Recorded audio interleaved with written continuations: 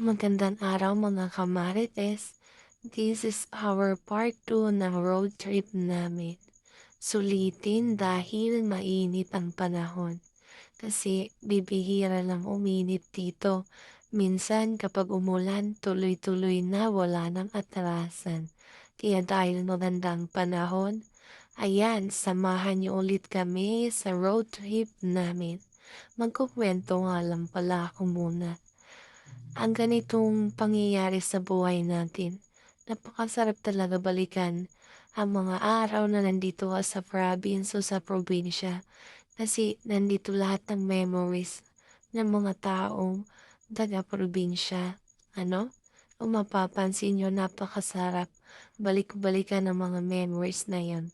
Lalong-lalo na sa mga taong lumuwas ng Manila, nag-abroad.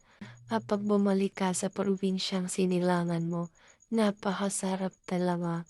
Lalo na pagmamasdan mo ang mga luntian at mga green na mga tanawin.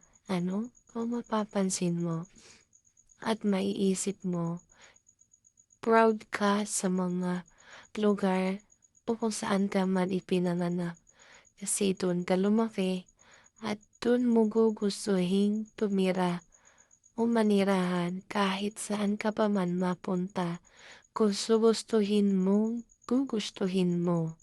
na dun ka pa rin magtatagal o maninirahan dahil ang lugar na iyong kinagisnan ay uulit-ulitin at babalik-balikan mo pa rin.